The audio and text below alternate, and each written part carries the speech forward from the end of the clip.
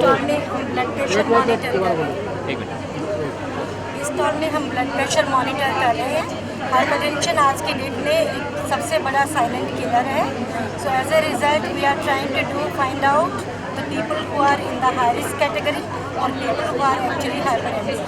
सो वो दोनों ग्रुप्स के लिए we see here that sometimes the blood pressure can be raised because of temporarily also.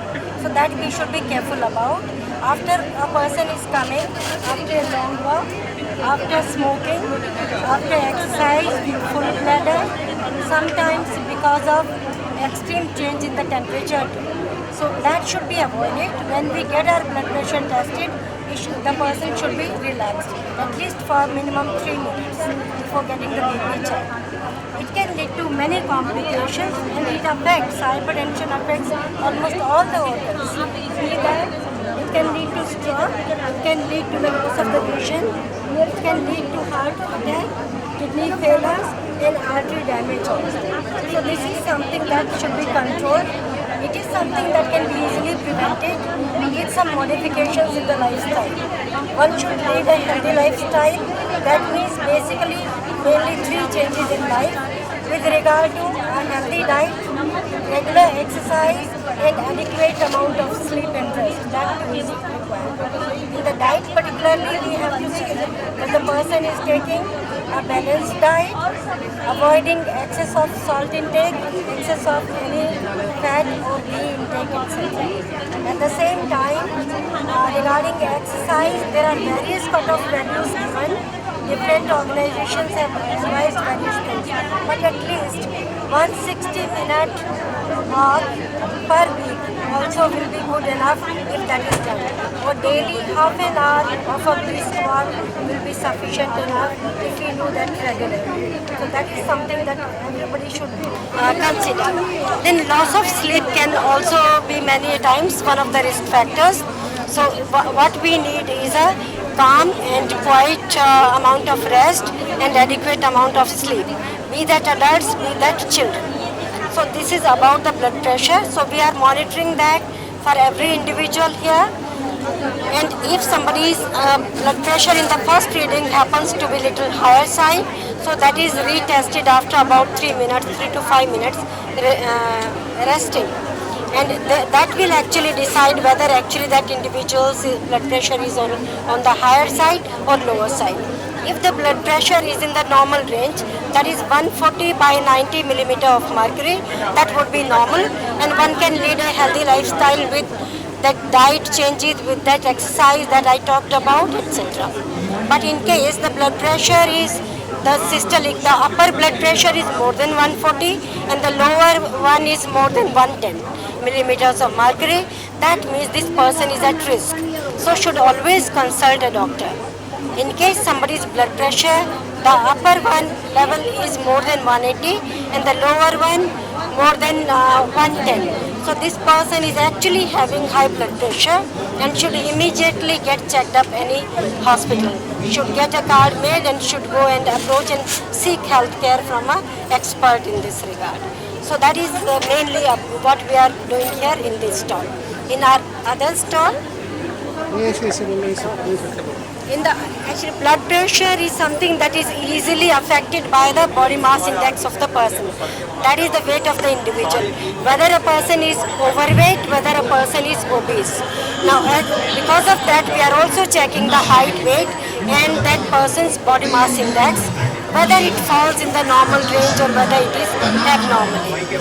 Another related problem that we generally, which is now on the growth in our country, is regarding diabetes. So for that also there are many tests, but one of the random tests we can do initially is random blood glucose or blood sugar testing. So that also we are having one stall here to evaluate that.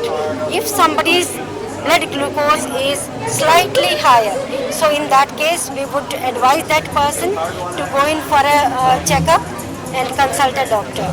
In case the random blood glucose is more than 200, that is again on the higher side definitely, and this person needs to seek the expert care.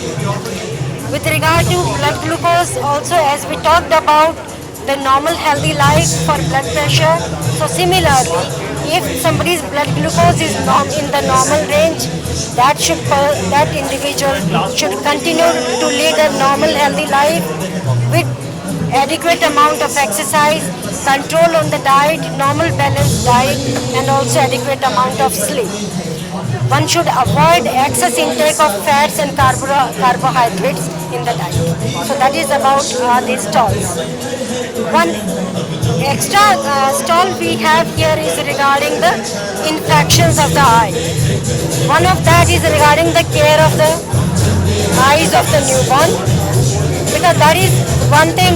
Many people, they have a lot of myths about how to look after the eye care, how to provide eye care to the newborns.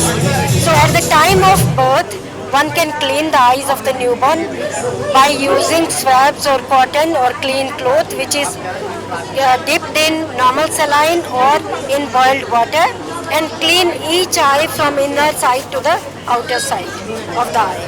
And we should use separate of these cotton balls or swabs for both the eyes. After that, regularly for healthy newborn, there is no need to provide any extra eye care to the baby.